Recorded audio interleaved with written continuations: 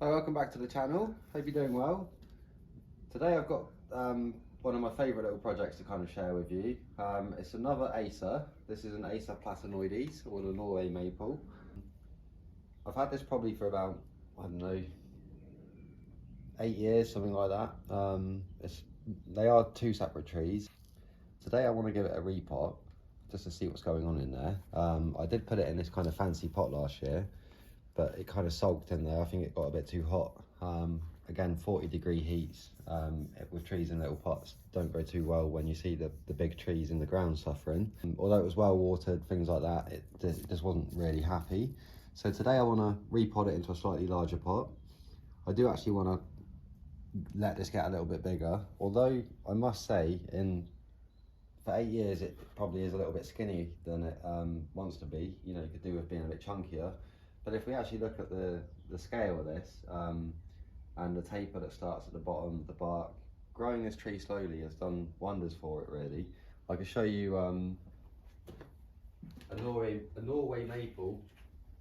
The main comparison here is the bark difference. You see how this is smooth, quite immature. This has a really aged look to it. It's just a shame that the trunk isn't kind of a little bit bigger than that. For the main reason, the leaf size really is the holdback.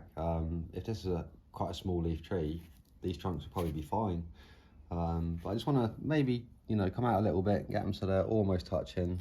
I don't really want to part these trees now, but really the leaf size is what holds this back. You know, it can't be this small. As much as I like to have that tree like that and leave it alone, I can't. I've been cutting back various little branches we've got. This is a bit of a bar branch situation. One is lower than the other, but the eye is drawn to it. Got some new shoots here. I was a little bit unsure about the length of this, but the more and more I look at this tree, I kind of like it how it is. It's one of my oldest projects of my own. But yeah, today we'll give it a repot, and I've got two field examples that I got from a job in the week. I was kindly allowed to dig up a couple of trees. They've been quite crudely snapped at the top because that's all we had. We only had a shovel with us. We were doing a brick masonry job, so the gardening tools weren't with us. But yeah, we'll repot this one and hopefully into another one of my concrete pots. So we're giving another one of those a go, and we'll show you what I'm going to do with the two that I've collected. So just to make a start, I'm going to remove these nice stones I've got on here. These are a really nice stone. I found them on a beach in Wales. Kind of unusual to find a green looking stone. It's not just algae on there. And these are a couple of bits of brick that have been in the sea, which actually look quite nice. So we'll pop them to one side. I'm keen to put them back. There's quite an interesting story with the pot on this one. I bought a lot of pots. It's a tongue twister. I bought a bunch of pots, and this was probably one of the main reasons I bought the pots. But during the time I spent in the post, they got broken. I did, however, manage to piece this one back together. Let's see what we've got in there. So the roots don't look bad considering the tree sulked a bit, because this was only potted up last year, so it's done quite well. There's a little bit of movement there. Yeah, the pot came broken. I repaired it with araldite and some of this kind of plastering mesh that you see me use in the bottom of pots and in the cement pot videos. But it survived the really harsh winter we've had. Although it doesn't look perfect, they all line up, but we've lost some of the glaze. It survived the winter and all that cold weather, so that's testament to that repair, if you like. So that will live to be used another day. It's always nice if you can try and fix something up like that. So let's just get in here and see what we've got going on. Just looking for signs of life off those roots. Like I say, although it hadn't done very well in the pot, the roots have done quite well. There's that wire there. So really, a great amount of roots. A lot of fine ones. That piece of wire I'm quite keen to get out of there if we can. probably found its way under a root in there. There we go. Now I don't want these to separate, so I'm going to hold them together like that.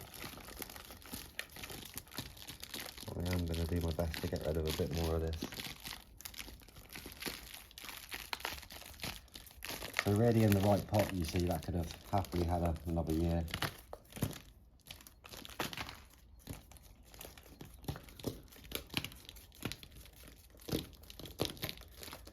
Just a little bit too wet for my liking now, that mix, when you know better.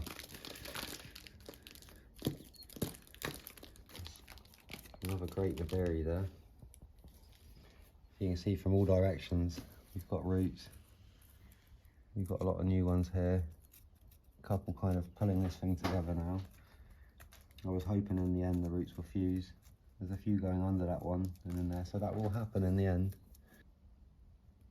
I might see if we can wiggle it a few mil when we plant it back up like that.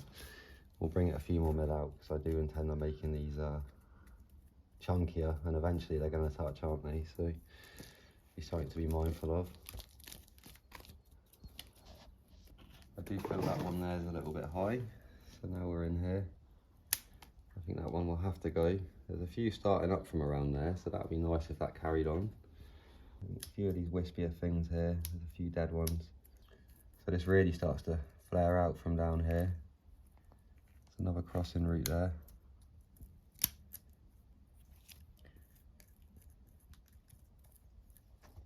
I'm quite happy with all that.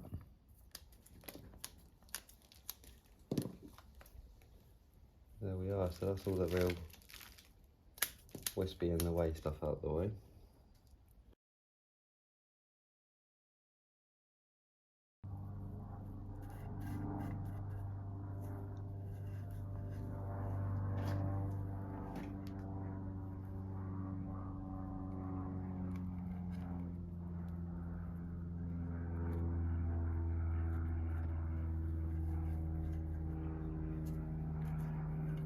Just doubly checking this planting angle on this one, because there's two in there.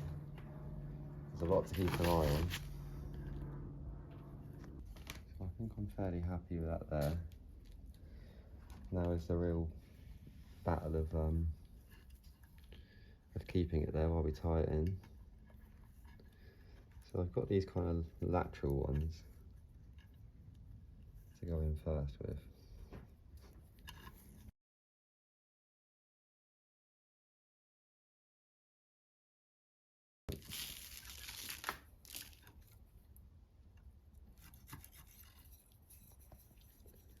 We're just getting a little bit underneath those there.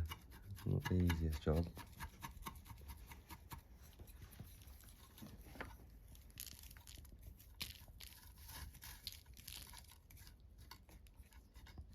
There we go. That's a lot better. And then we'll try and use these other wires I've put in to come across and pin it across diagonally, which I think will just help hold these a little bit more. I really was hoping the roots would mesh by now with these, but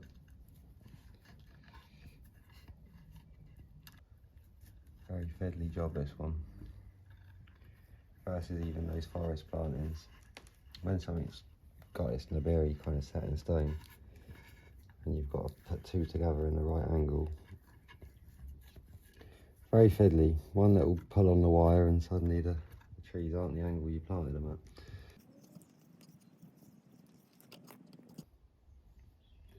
It isn't going to go anywhere. It's because it's so bare at the back there, it's quite hard to wire that one. There is plenty of roots in there, as you can see. So I think now we just need to make sure we get these other little fine ones down a little bit. That's a good start there. Same here. Move a bit of that soil around. You can use that piece of wire there to hold that one down. And some of the original mass there on that one.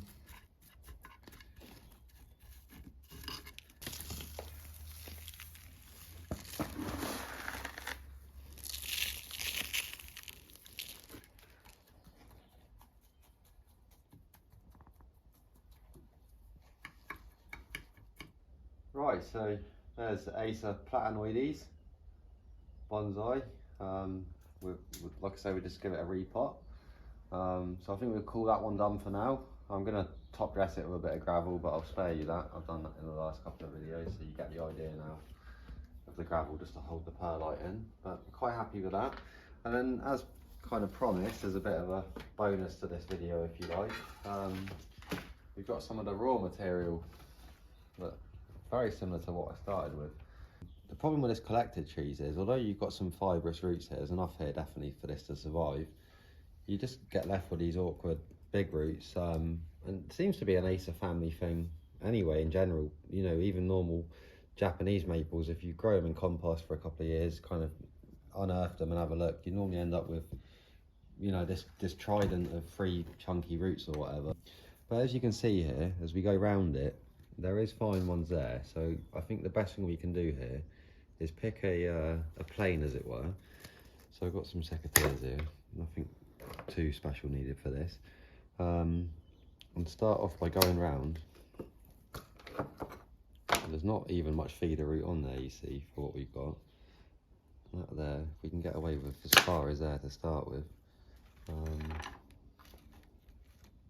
So it isn't too bad all of a sudden. Now, them fine ones, I will take those off just because they're wrong, and I don't want it growing more there. That one we'll tolerate, that one we'll get rid of. So we've almost got a root plane now, following it round. Whether we have to have a bit of an odd planting angle to incorporate it all in the end. And you know what, I'll probably take a bit off the end of that one. I'd like to go further with it, but it's got a bit of feeder root on there. And same with this. There's a damaged root there. That will leave alone, and those will definitely leave. So there's probably just about enough to keep that alive there now. So there's some really nice movement in this, as you can see, to why I selected it. And there's a scar there. So I think what we'll do, we'll cut that there on that mark.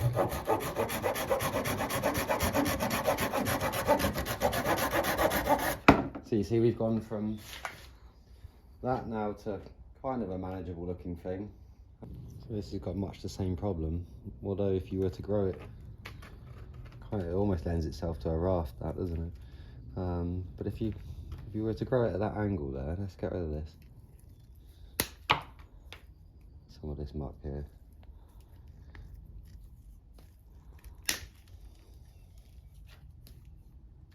So already that's looking better.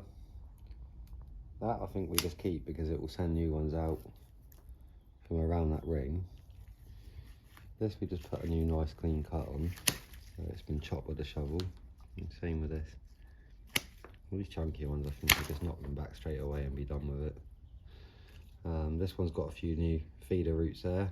So again we'll cut it to there, maybe next year we'll go a bit further. And those I'm just going to cut for now. So there's not much left on there, but I'm sure with a little bit of moss packed around those and in a well drained soil, that will be fine. This one we will actually leave with some foliage, as it were, so I'll just do a cut here and then we'll see where we go with that. And I think in the end maybe we'll do like a bit of a reenactment of my other one with those, you see.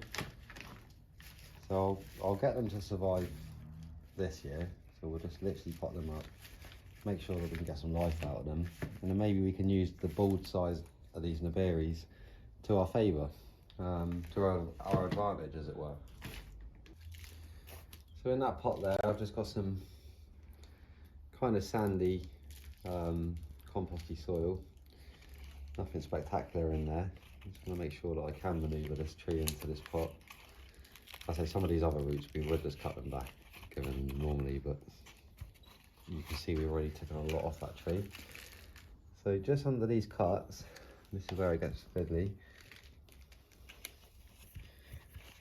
Just going to pack a little bit of sphagnum moss, not a lot, just the size of the cut. You see under them 2 major cuts there, there's a little bit of moss just in contact with it. And that really does seem to work miracles on things like this. So So I can just carefully hold down those other roots and backfill this. I think we can consider that one done. This will absolutely thrive in here, I'm sure. A little bit of moss under the worst cut, just for good measure, because if we can pull some more roots from there. So it isn't the worst example of field grown material, but you can kind of see there how dominant some of the roots can get and how they all grow on different planes depending on how wet the ground is and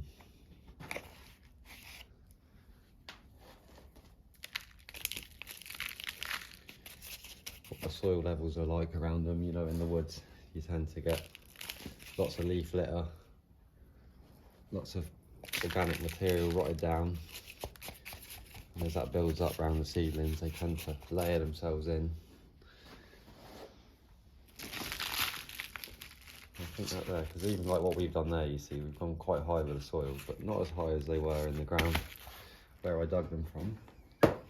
I don't say I could have had a few more, but I'm running out of room, and this room that we've got here isn't ours. You never know when it'll come to an end, so I might have a problem one day if I can't save up and buy a piece of land quick enough. We might have to reduce the bonsai collection slightly, which will be really quite disappointing. There we go. So I'm just going to glue those up, seal those up there. Not that we care about these cuts, it's just it will save the trees drying out too much. This time of year they bleed. There we go. If you could apply it with something like that, you can avoid making too much of a mess. I just like to get the edge, kind of rub it into the edge. There we go. These two, I think, really actually we could do another version of the one we've just potted up. It'd be quite nice. Well, I hope you've enjoyed that. Hopefully you can take something from it, and if you are collecting trees, obviously you can have a little bit of confidence there to how far you could maybe push them. Sycamores and maples and things like these Norway maples, they tend to be quite forgiving really. You know, an oak tree or something like that might have a bit of a wobbly if you cut that much off of it. But I'm sure these will be fine, especially with that added sphagnum moss. There's a good little tip there for you. If you've got a big cut in the ground, a little bit of moss on there, and it'll end up like an air layer almost, just roots all the way around. Which is always annoying because they're always on the thick parts that you try to cut off from the bottom, and then you do like a repot like we've done there, and you see that perfect ring of roots, but it's like an inch too low or whatever, but you would have never dare cut it that close to the base of your bonsai.